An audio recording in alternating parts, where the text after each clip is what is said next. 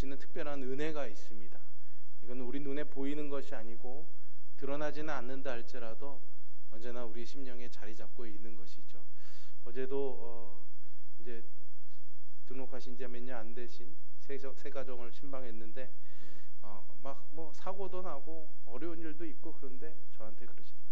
목사님, 제가 그런데 그냥 계속 웃고 다녀요, 그러시더라고요. 예, 자기도 왜 그런지는 모르겠는데 그냥 웃고 다닌대요. 걱정하고 염려할 일이 굉장히 많은데도 웃고 다니게 된다고 그러더라고요. 예, 그분의 마음에 하나님의 말씀이 부어지고 있는 것이 제 마음에 느껴졌습니다. 뭐라고 표현이 되진 않아도 하나님이 염려하지 마, 걱정하지 마, 이렇게 분명하게 또렷하게 말씀하지 않으셔도 그냥 하나님의 말씀이 들려지고 그것을 기뻐하고 감사하는 마음으로 살아가니까 삶에 파도치는 일들이 있어도 언제나 그 마음의 평안을 하나님이 지켜주시는 거죠. 오늘 또 주시는 이 말씀 가운데도 하나님이 그런 귀한 은혜가 우리에게 부어질 줄로 믿습니다. 어떤 특별한 새로운 지식을, 뭔가 신선한 어떤 새로운 그런 흥미를 느낄 만한 것들을 안다는 것으로 만족하는 것이 아니라 그냥 하나님의 말씀이 나누어짐을 통해서 여러분들의 심령에 하나님이 주시는 하나님의 마음, 그 하나님의 인격, 그리고 하나님의 풍성함이 넘칠 수 있기를 주님의 이름으로 축원합니다. 우리가 예수님을 믿기 때문에 이 자리에 와 있죠, 그죠? 예수님을 믿는 사람들입니다. 우리는 예수님을 믿는다라는 것은 우리가 무엇을 믿는지를 설명해 줍니다. 믿음의 대상이 예수 그리스도다라는 것이죠. 그런데 예수 그리스도를 믿는다라는 것만으로는 우리의 신앙을 다 설명해 주기는 어렵습니다. 왜냐하면 믿음이라는 것이 믿음의 대상을 포함해서 함께 또 믿음의 내용을 포함해야 되는 것이기 때문이죠. 믿음의 내용은 무엇이겠습니까? 그러면 우리가 믿는 믿음의 대상인 예수 그리스도가 누구시며 또 그분이 무엇을 하셨고 또 예수 그리스도를 통해서 아는 하나님은 또 누구시며 또 무엇을 하실 분이신지 하는 그런 모든 내용들을 포함하는 것이죠. 이런 내용이 없다면은 우리가 예수님을 믿는다는 말에는 사실은 알맹이가 없는 그런 껍데기뿐인 신앙일 수도 있을 것입니다. 그러면 우리가 아는 이 신앙의 내용들을 우리가 어디서 알 수가 있는 것일까? 지난주에도 제가 말씀을 여러분들과 나누었지만 초대교회 성도들은 예수님을 보지는 못하였지만 예수님을 사랑하는 사람들이었습니다. 이제는 보지 못하지만 믿음을 가지고 말할 수 없는 영광으로 기뻐하고 즐거워하는 사람들이었죠. 그러니까 사실은 초대교회 성도들을 보면은 사실은 그들의 눈에 보이는 것도 없었고 현실적으로 삶에 누려지는 어떤 영광이나 삶의 그런 풍요로움도 없는 상태였습니다. 보지도 못하고 손에 쥐지도 못했지만 그들은 예수님을 사랑했고 믿음을 지켜서 심지어는 순교의 자리에도 기꺼이 올라갈 수가 있었던 거죠. 그 이유가 무엇이었을까요, 여러분? 그들이 사도의 말을 들었기 때문입니다. 사도는 어떤 사람들입니까? 예수님과 함께했던 제자들입니다. 그래서 그들이 예수님과 함께하면서 들었던 그 예수님의 이야기를 초대교회 성도들에게 전해주고 예수님이 어떤 분이신지를 말해주었던 거죠. 즉 사도의 말이 아니라 하나님의 말씀을 초대교회 성도들이 들은 겁니다. 말씀이 들어오니까는 보지는 못하나 예수님을 사랑하게 된 것이고 보지는 못하나 믿게 됨으로 인해서 영원할 수 없는 기쁨과 즐거움을 누리는 삶을 살 수 있었던 것이죠. 바로 예수님을 보지도 못했지만 사랑할 수 있었던 것은 바로 말씀의 증언이 있었기 때문입니다. 말씀이 그들에게 들려졌기 때문이지요. 성경은 그래서 우리에게 아주 소중하고 중요합니다. 왜냐하면 초대교회 성도들은 사도들이 직접 예수님을 만났던 사람들이 예수님과 함께했던 사람들이 그 예수님의 말을 전해 주었습니다. 그런데 그 사도들은 이제 더 이상 우리와 함께하고 있지는 않습니다. 시간적으로 공간적으로도 불가능한 일이죠. 그런데도 여전히 하나님의 말씀은 우리에게 들려지고 있습니다. 어떻게 해요? 남겨진 성경을 통해서입니다. 하나님이 우리에게 성경을 주신 이유는 그런 이유입니다. 성경은 그래서 우리에게 하나님을 보여주시는 특별한 계시다 이렇게 말할 수가 있습니다. 계시라는 말이 무슨 말입니까? 열어서 보여준다라는 거죠. 보이지 않던 것을 열어서 보게 해준다라는 겁니다. 그래서 성경은 하나님께서 당신 자신을 인간들에게 알리기 위해서 열어 보여주신 책이다, 이렇게 말할 수가 있는 거죠. 그래서 세상의 많은 책들을 통해서 우리는 지식을 얻지만은 우리에게 주신 이 하나님의 말씀이 성경을 통해서 우리는 하나님을 알아가게 되는 거죠. 하나님을 만나게 되는 것입니다. 물론 하나님은 성경이 아닌 세상의 천지만물 창조물들을 통해서도 우리에게 말씀하십니다.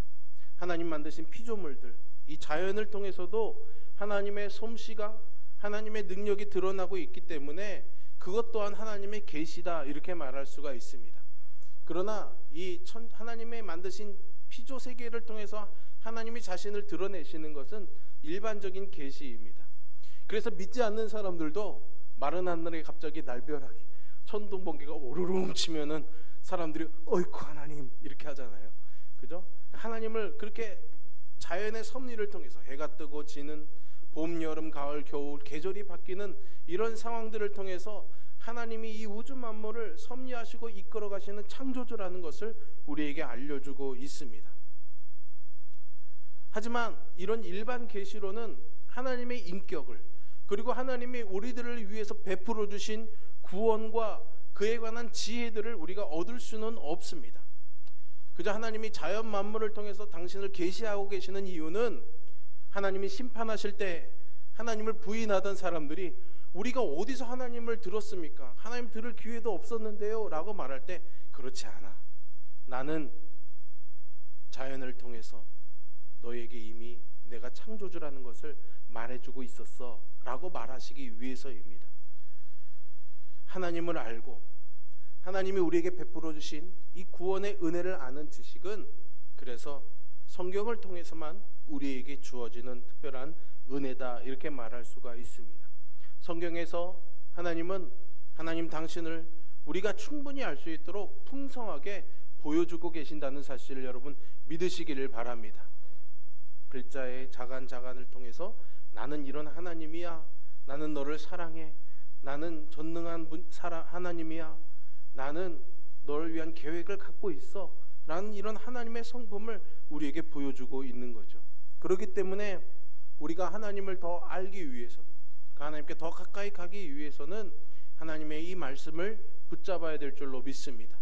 사실은 신앙에 있어서 말씀뿐만이 아니라 어떤 체험이나 은사들이 중요한 영향력을 우리에게 줄 때도 있습니다.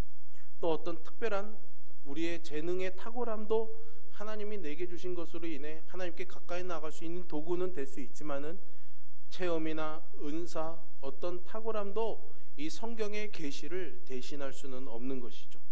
그래서 우리의 신앙은 절대적으로 성경에서 시작해야지 되는 것이고, 성경으로 나아가야 되는 것이고, 또한 성경에서 멈추어야 되는 것입니다. 오늘 본문의 말씀은 그것을 우리에게 가르쳐주고 있습니다. 오늘 본문 14절에서 바울은 그의 영적인 아들이면서도 젊은 목회자였던 디모데에게 이렇게 말하죠. 너는 배우고 확신한 일에 거하라고 말이죠. 바울이 이런 권면을 하는 이유가 뭘까요, 여러분? 13절을 보시면은 그 이유가 나와 있습니다. 악한 사람들과 속이는 자들이 더욱 악하여져서 속이기도 하고 속기도 한다고 말하고 있죠. 바울은 디모데후서 3장에서 교회를 담당하고 있는 디모데에게 시대의 그런 징조에 대해서 말해줍니다. 그러면서 점점 말세가 돼가며 이런 속임수와 속게 되는 이런 일들이 심해진다라고 말하고 있는 거죠. 그러므로 정신을 차리는 것만으로는 부족한 겁니다. 이제까지 배운 것, 그리고 확실하게 믿는 그 믿음 안에 머물러 있어야 한다라는 것이죠. 바울이 왜 단순히 그냥 믿음 안에 거하라 라고 말하지 않고 배우고 확신한 일에 거하라 라고 말하고 있을까요, 여러분? 사실은 신앙이 배울 수 있는 겁니까, 여러분? 신앙은 배울 수 있는 것은 아닙니다. 왜냐하면 믿음은 하나님이 우리에게 주시는 선물이기 때문이거든요.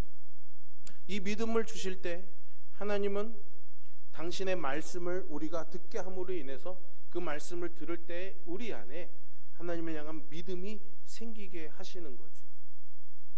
베드로전서 1장 23절의 말씀을 한번 보겠습니다.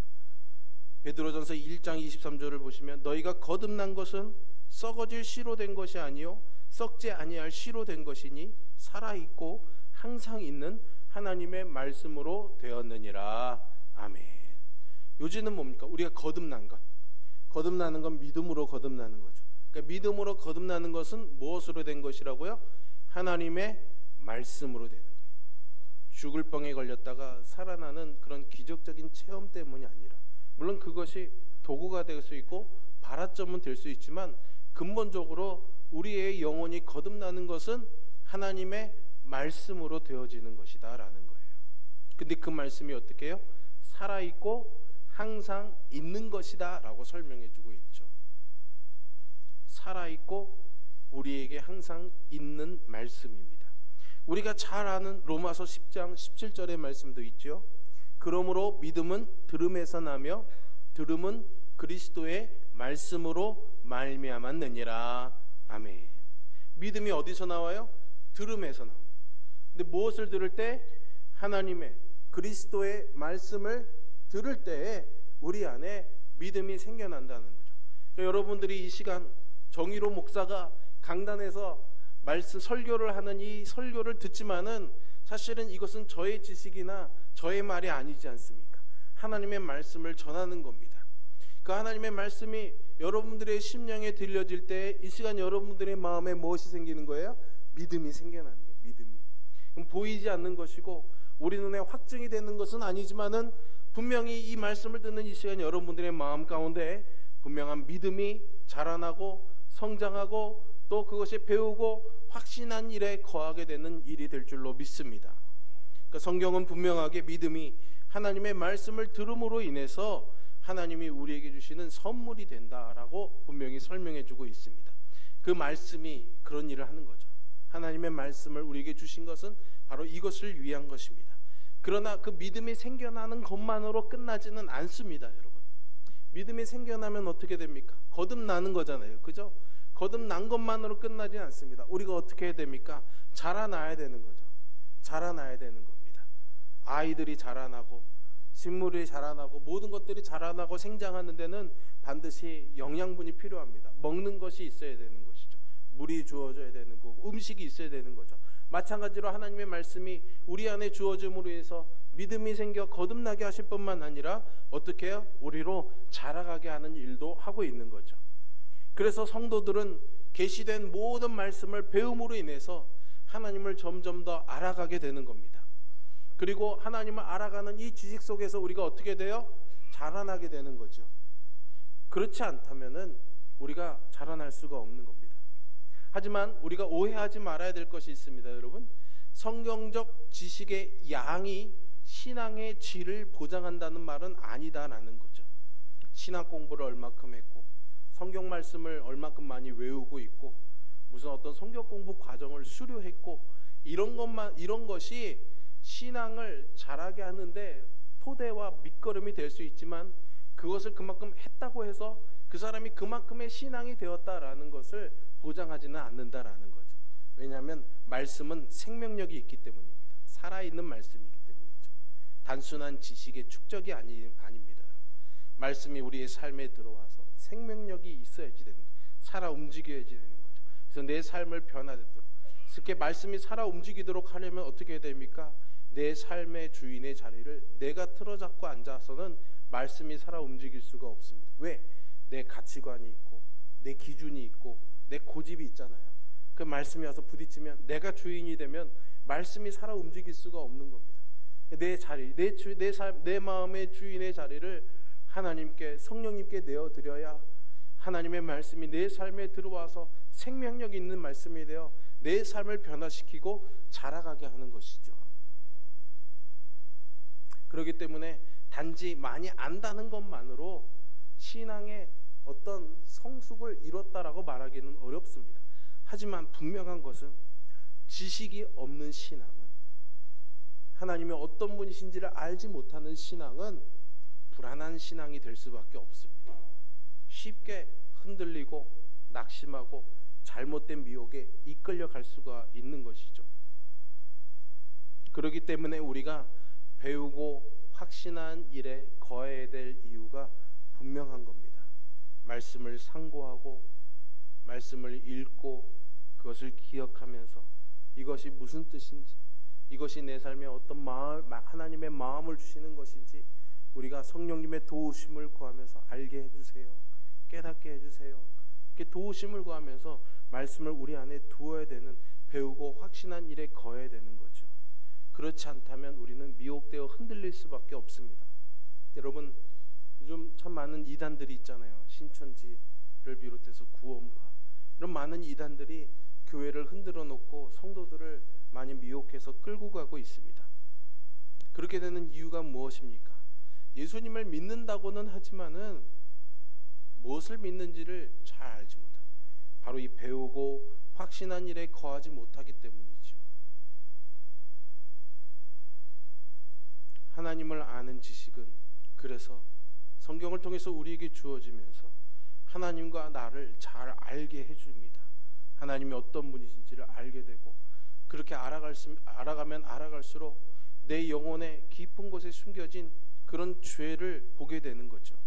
그래서 이전에는 내가 정말 훌륭한 것이라고, 내가 정말 자랑할 만한 것이라고, 나 이런 사람이야 라고 생각했던 그런 것들이 얼마나 가치 없는 것인지를 알게 되는 겁니다. 그래서 바울이 그렇잖아요. 배움에 있어서도, 신분에 있어서도, 혈통에 있어서도, 율법에 있어서도 어디 하나 나무랄 데 없는 바울이었지만, 그가 예수님을 만난 뒤에 그 모든 자랑거리들을 뭐와 같이 여겼습니까? 배설물과 같이 여겼다는 거죠. 너무나 가치 없는 것으로 여기고 말았던 것입니다. 이게 세상적인 가치 기준을 가진 사람과 말씀을 알고 살아가는 사람들의 기준의 차이점인 것이죠. 하나님을 알아갈수록 내가 가진 것이 정말 이것이 귀하고 가치가 있는 것인지 그렇지 않은 것인지를 분별할 수 있게 된다는 것이죠. 그러면서 자라나가는 겁니다. 이 모든 것들이 성경을 통해서 하나님이 우리에게 주시는 지혜인 것이죠. 그래서 예수님께서 십자가를 지시기 전 기도하실 때 그렇게 기도하신 것 같습니다.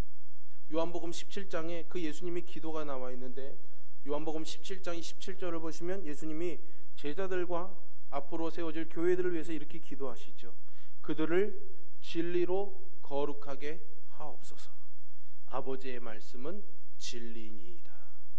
그 뭐예요? 아버지께서 계속해서 이들에게 말씀해 주셔서 그들을 어떻게 하게 해달라고요? 거룩하게 해달라고. 거룩하게 해달라고. 뭡니까? 그리스도인다운 삶, 하나님의 자녀다운 삶, 하나님을 닮은 삶을 살아갈 수 있도록 하나님이 이들을 책임져 주세요라고 예수님이 겟세마네 동산에서 십자가에 달리기 전에 제자들을 위해서 기도하신 거예요. 그들을 거룩하게, 그들을 하나님의 자녀답게, 그들을 제자답게, 그들을 사도답게 살아갈 수 있도록 이끄는 것이 뭐라고 말씀하는 겁니까? 아버지의 말씀이라는 거죠. 그래서 아버지의 말씀 없이는 우리가 그리스도인답게 사는 삶이 불가능합니다. 내가 하는 결심이 중요한 것이 아니라 말씀이 중요한 거죠. 그래, 나는 이렇게 살겠어. 다짐하는 것은 중요합니다. 하나 그 다짐만으로는 살 수 없습니다.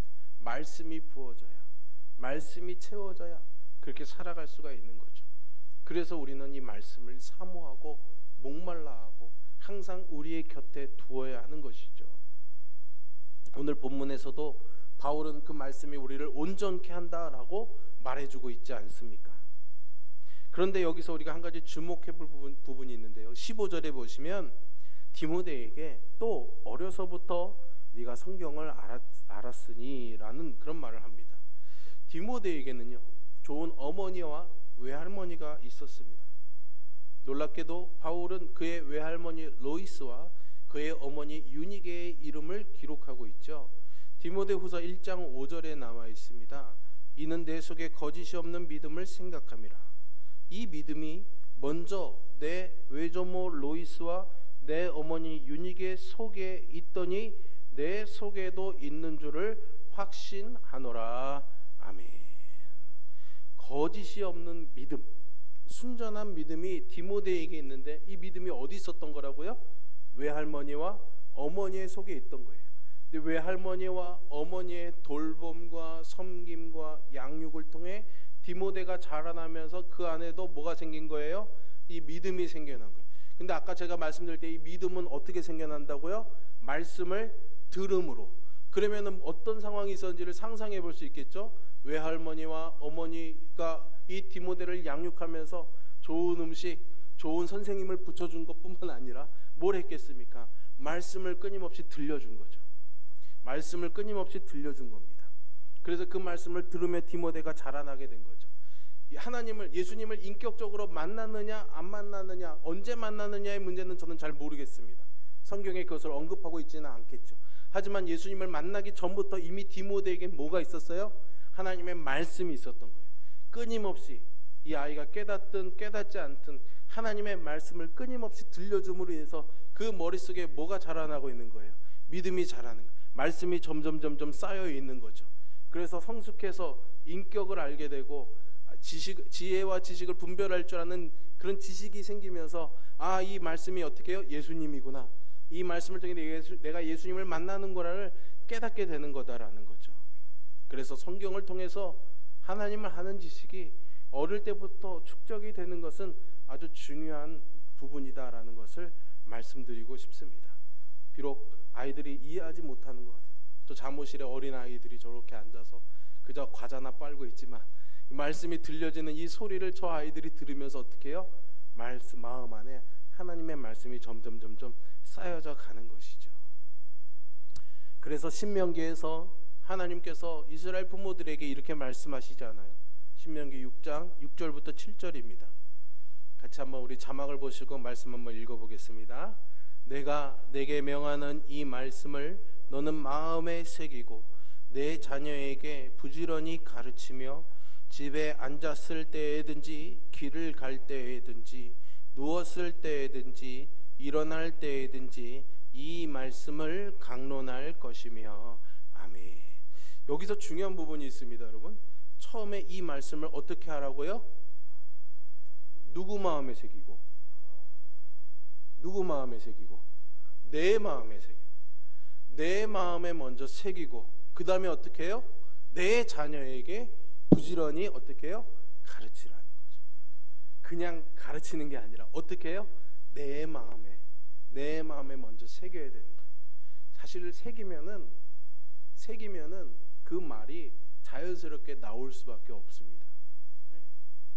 제가 대학 졸업하고 한 2년 정도 그냥 찬양 사역을 하다가 대학원을 갔습니다. 근데 교회에서 이제 교육 목사님이랑 이렇게 얘기를 하다가 대학원에 들어가서 한 3-4개월 지난 다음에 목사님이랑 얘기를 하는데 교육 목사님이 저한테 이렇게 얘기해요. 이루 형제, 요즘 말하는 게 달라졌어 그러더라고요. 왜 그랬을까요, 여러분? 왜 그랬을까요? 공부를 하니까요. 예. 대학원을 다니니까 책을 많이 읽어야 되잖아요. 공부를 하고 막 열심히 하다 보니까 어느덧 제가 쓰던 말이 그냥 일상의 용어가 아니라 공부하면서 책을 통해서 본 단어들과 그 학문적 용어들이 제 입에서도 자연스럽게 막 나오는 거예요. 그러니까 대화의 내용도 또 대화의 그런 표현도 다 달라져 버린 거예요. 어느 순간 대화의 주제도 바뀌어 버린 거죠. 하나님의 말씀도 그렇습니다. 세상의 지식도 우리의 언어와 태도를 바꿔놓는데 살아있고 생명력이 있는 하나님의 말씀이 우리의 인격과 삶을 변화시키는데 말씀이 부어지면 우리의 말도 그렇지 않을까요? 그러면 자녀들을 대할 때 우리의 말과 언어도 그렇게 되는 겁니다. 그러면 자녀들을 이렇게 가르치게 되는 거죠. 사실은 길을 갈 때인지 누웠을 때인지 일어날 때인지 뭐 앉았을 때인지 이런 때를 우리가 어떻게든 지키려고 노력하지 않아도 언제든지 내 마음의 말씀을 새기면 이런 일들이 가능하다라는 거죠. 어쨌든 이건 우리의 문제고 자녀들에게 어떻게 해요? 그렇게 하라는 거죠. 어린 시절에 그래서 말씀을 제대로 배우는 것은 너무나 중요합니다.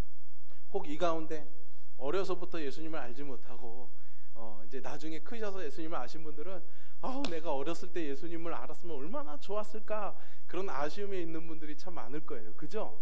네. 근데 모태신앙 어려서부터 예수님을 믿고 커온 분들은 그 소중함을 잘 몰라요. 너무나 많이 누리고 있어서 그게 고마운지 잘 모르지만 참 귀하고 귀한 것입니다. 그래서 우리가 잘 아는 찬송가 199장 후렴구에는 그러잖아요. 귀하고 귀하다 우리 어머니가 들려주시던 재미있게 듣던 말 이 책 중에 있으니 이 성경 심히 사랑합니다. 아멘. 그래서 제가 오늘 설교의 제목을 이 성경 심히 사랑합니다. 이 성경 심히 사랑합니다. 제가 이 띄어쓰기를 꼭 잘해야 되는 이유가 있습니다. 띄어쓰기를 잘하면 오해받을 일이 있기 때문에 아시는 분만 아시는. 그래서 제가 이 성경이라고 말하는 겁니다. 절대 이 설교 제목에 제 사심을 담지 않았습니다, 여러분. 여러분, 부모가 자녀들이 잘 되기를 바라는 마음이 있잖아요. 그죠? 잘 살고 행복하기를 바라는데 세상의 그 어떤 호사보다 이 말씀을 가지고 살아가는 그 지혜와 비밀을 알려준다면은 그것만큼 성공한 부모가 아니겠습니까? 여기 연세 많으신 분들은 이미 자녀들이 다 저만큼 커가지고 이 큰 아들을 어떻게 할까 고민하실 수도 있을 텐데요. 그래도 여러분, 자녀는 자녀입니다, 여러분. 끝까지 하나님의 말씀을 새겨주시고 전해주시고 자녀들을 위해서 기도하는 일을 멈추지 마시기를 바랍니다. 이루시는 분은 하나님이십니다. 이루시는 분은 하나님이십니다. 여러분들은 그것을 믿고 기다리시면 됩니다. 오늘 본문 15절 하반절은 그래서 우리에게 소망을 줍니다. 성경은 능히 너로 하여금 그리스도 예수 안에 있는 믿음으로 말미암아 구원에 이르는 지혜가 있게 하느니라. 아멘. 오늘 본문에서 바울은 우리의 신앙에 관련해서 말씀이 우리에게 주는 유익에 대해서 4가지를 말해주고 있거든요. 뭡니까? 성경은 교훈과 책망과 바르게 함과 의로 교육하기에 유익하다는 거죠. 교훈은 무엇을 의미합니까? 가르친다는 것을 의미합니다. 가장 기본적인 기능이죠. 오늘 제가 여러분들에게 말씀을 전하면서도 이 가르침의 기능은 살아 움직이는 겁니다. 이 말씀을 들으며 우리의 신앙이 만들어져 가는 것이죠. 그렇기 때문에 설교는 하나님의 말씀의 선포일 뿐만 아니라 탁월한 가르침이기도 합니다. 이 가르침은 목사의 똑똑함에서 나오는 것이 아닙니다. 목사의 지식에서 나오는 것이 아닙니다. 어디서 나오는 것입니까? 하나님의 말씀에서 나오는 것이어야 됩니다. 오늘날 한국교회가 여러 가지 문제와 이상한 기현상을 보이고 있는 것은 강단에서 하나님의 말씀이 아니라 사람의 말이 선포되기 때문입니다. 그리고 사람들도 하나님의 말씀이 아니라 사람의 말에 열광하기 때문이죠. 그것은 교회의 타락의 징조입니다. 하지만 하나님의 말씀을 사모하고 말씀이 축적되어 있는 사람이라면 능히 분별할 수 있습니다. 왜요? 구원에 이르는 지혜가 있게 하는 것이 바로 이 말씀이기 때문이죠. 그래서 주님께서 마태복음 25장 29절에서 이렇게 말씀하시죠. 무릇 있는 자는 받아 풍족하게 되고 없는 자는 그 있는 것까지 빼앗기리라. 말씀을 사모하는 자는 받아서 풍족하게 되는 겁니다. 그러나 그 말씀을 마음에 새기지 않으면 어떻게 돼요? 있는 것마저도 빼앗기게 되는 거죠. 두 번째로는 책망입니다.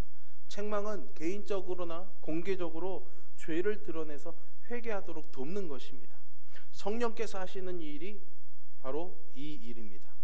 요한복음 16장 8절에 보시면 그가 와서 죄에 대해서 의에 대해서 심판에 대해서 세상을 어떻게 한다고요? 책망하시리라 라는 거죠. 너 이거 잘못됐어 라고는 말하지만 잘못됐어 해서 끝나는 것이 아니라 어떻게 해요? 잘못됐으니 회개해. 이게 책망이다 라는 거죠. 그래서 말씀의 책망을 통해서 하나님은 우리가 잘못을 깨닫고 돌이켜 회개하기를 바라십니다. 이것이 성경의 두 번째 일인 거죠. 세 번째는 바르게 함입니다. 바르게 한다라는 이 말의 의미는 똑바로 선다라는 거예요. 똑바로 선다는 의미. 신앙 안에서 똑바로 서기 위해서 말씀이 필요합니다. 복음의 원리에서 믿음의 삶을 살아가기 위해서는 우리에게 책망이 중요하지만 책망을 받고 나서 바르게 서도록 자리를 잡아주는 그 과정도 아주 필요하죠. 말씀으로 책망을 받은 다음에 어떻게 해야 되는지를 모른다면은 다시 과거의 삶으로 돌아갈 수밖에 없습니다. 그런데 말씀은 책망에서 우리를 회개에 돌아서게 한 이후에 그 자리에서 바로 서 있을 수 있도록 우리를 세워주는 일에 유익하다라는 것이죠. 이것이 말씀의 유익함입니다. 마지막으로 성경은 의로 교육하기에도 유익합니다. 하나님의 말씀으로 가르침을 받아서 사람이 잘못된 길을 돌이켜서 책망받아서 바르게 세움을 받지만 이제 더 필요한 것은 옳은 길을 갈 수 있도록 하나님의 말씀의 견인, 이끌음을 당해야 되는 거예요. 이게 바로 의로 교육한다라는 그런 의미입니다. 단지 학교에서 가르치는 그런 교육이 아니라 부모가 자녀를 양육해서 이 아이가 바른 사람으로 자라날 수 있도록 물심양면의 모든 것들을 통해서 자녀를 양육해 가듯이 하나님이 우리를 그렇게 키우신다라는 거예요. 그게 의로 교육한다는 것이죠. 이런 방식으로 성경은 죄인을 구원에 이르는 지혜가 있도록 하고 교훈하고 책망하고 바르게 하고 의의 길을 걷도록 훈련을 시킴으로써 우리를 하나님의 사람으로 만들어가는 것이죠. 이렇게 할 수 있는 것은 모든 성경이 하나님의 감동으로 되었기 때문입니다. 하나님의 감동으로 되었다라는 이 말은 뭡니까? 하나님께서 후 하고 숨을 불어 넣으셨다라는 의미가 담겨져 있습니다. 하나님이 후 하고 숨을 불어 넣으셨다? 여러분 어디서 많이 들어본 말 같지 않습니까? 어디서 들었습니까? 창세기에서 우리를 창조하실 때, 인간을 창조하실 때 흙으로 우리의 형상을 만드시고 어떻게 하셨어요? 거기에 생기를 후 하고 불어넣으셨죠. 근데 하나님의 말씀에도 후 하고 불어넣으셨어요. 흙에 아무런 생명력 없는 흙에 하나님이 후 하고 생기를 불어넣으시니까 인간이 어떻게 해요? 생령, 살아있는 영적인 존재가 됐잖아요. 아무 생명력 없는 이 종이, 그때는 물론 종이도 없었겠지만 이 글자에 하나님이 숨을 불어넣으셨다는 게 후 하고, 그럼 뭐예요? 이 말씀이 어떻게 돼요? 살아있는 생명력 있는 말씀이 된다라는 거예요. 그러니까 우리의 삶이 변화될 수가 있는 거죠. 그러니까 성경이 단순히 사람들이 어떤 하나님의 영감을 받아서 어떤 힌트를 얻어서 자신의 그런 탁월함으로 성경을 써나간 것이 아니다라는 거예요. 하나님이 숨을 불어넣으셔서 쪼그라진 풍선이 숨을 훅 불어넣을 때 동그란 모양의 예쁜 풍선이 되는 것처럼 우리 인간의 지혜와 지식의 글자에 하나님이 숨을 불어넣어 주시니까 이 말씀이 온전한 우리의 삶을 변화시켜 주시는 하나님의 말씀이 되었다라는 겁니다. 바울이 말한 모든 성경은 하나님의 감동으로 되었다는 말은 이런 것을 의미하는 겁니다. 그렇기 때문에 하나님의 말씀이 하나님의 숨결로 가득 찬 것이기 때문에 우리에게는 사실은 이것만으로도 충분합니다. 여러분, 이것만으로 충분한 줄 믿으시기를 바랍니다. 우리는 신앙의 성장을 위해서, 신앙의 어떤 영적인 그런 감동을 위해서 많은 것들을 찾아 헤매는 사람들입니다. 좋은 프로그램을 찾고 좋은 교회를 찾고 좋은 설교를 찾습니다. 그러나 여러분, 사실은 그런 것들은 돕는 도구일 뿐입니다. 사실은 성경만으로도 충분합니다. 여러분들이 아침마다 저녁마다 가정에서 읽고 묵상하는 그 말씀만으로도 하나님은 충분한 은혜들을, 충분한 능력을, 충분한 인도하심을 베풀어 주시는 줄 믿으시기를 바랍니다. 그래서 모든 선한 일을 행할 능력을 우리에게 겸비하도록 하신다고 17절에서 말하고 있는 거죠. 너희가 제자 훈련을 하면, 너희가 크로스웨이 성경 공부를 하면은, 너희가 무슨 교육을 받으면은, 어떤 좋은 교회를 다니면은, 좋은 목사님의 설교를 들으면이 아니라 이 성경은 하나님의 감동으로 된 것이니까 이것만으로도 너희가 하나님을 사랑하고 선한 일을 충분히 할 수 있을 만큼 내가 해줄게, 하나님이 약속하시는 줄 믿으시기를 바랍니다. 그래서 종교개혁자들이 외친 외침이 오직 성경입니다. 솔라 스크립처, 오직 성경입니다.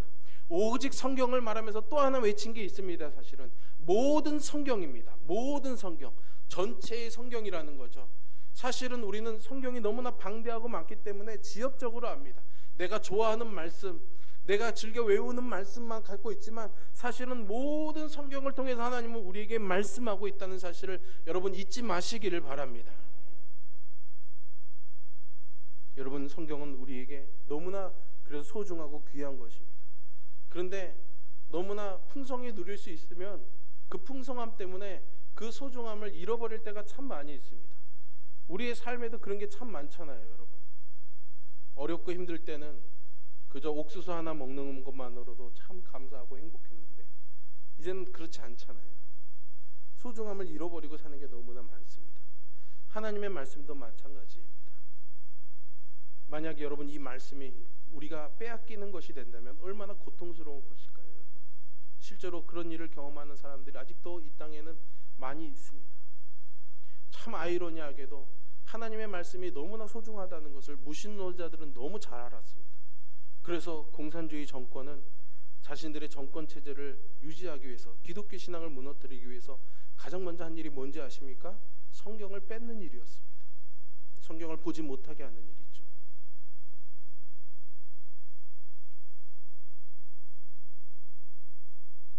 그들은 믿는 자들에게서 성경을 뺏어가면은 기독교는 고사하고 말 것이라고 확신했던 것 같습니다. 그래서 구소련에서, 중국에서, 북한에서 공산정권 지도자들이 신자들로부터 성경을 뺏어갔습니다. 그러나 여러분, 하나님의 말씀은 살아있고 생명력 있는 말씀인 줄로 믿습니다. 그 처참한 핍박과 억압 속에서도 말씀은 생명력 있게 이어져오고 있는 것이죠. 사실은 북한의 교회들이 그것을 우리에게 증거해주고 있습니다. 제가 여러분들에게 그림 2장을 보여드리고 싶어서 준비해 왔습니다. 한번 보여주시겠어요? PPT 한 장 넘겨주시면. 예. 여러분들이 보시는 건 지금 중국이 아니고 북한에 있는 지하교회의 성도들이 성경을 볼 수 없어서 전애들은 하나님의 말씀을 자기들의 노트에 적어가지고 또 다른 누군가에게 전해주는 손으로 쓴 성경입니다. 그 말씀의 편린 하나하나들을 다 온전하진 않지만 기억나는 것들을, 들은 것들을 잊어버리지 않기 위해서 저렇게 적어서 몰래 간직하고 있다가 또 다른 누군가에게 또 전해주고 있는 거죠. 한 장만 더 넘겨주시겠습니까? 1920년에 만들어진 성경입니다. 여러분들이 멀어서 잘 안 보이시지만 보이시면 활자가 굉장히 옛날 채로 되어 있어요. 아래아 한글도 찍혀 있고. 북한에서 순교한 믿음의 가족이 자녀에게 물려주었던 그 성경을 숨겨놓고 간직하고 끊임없이 전해주면서 이 말씀을 보고 있는 거죠. 하나님을 사랑하는 사람, 이 성경의 소중함을 아는 사람들은 언제나 이 성경을 위해서, 하나님의 말씀을 듣기 위해서 자신들의 생명을 걸고 이 말씀을 지켜왔습니다. 오늘 우리는 어떻습니까? 이 말씀의 소중함을 기억하고 사랑하며 살아가고 계십니까?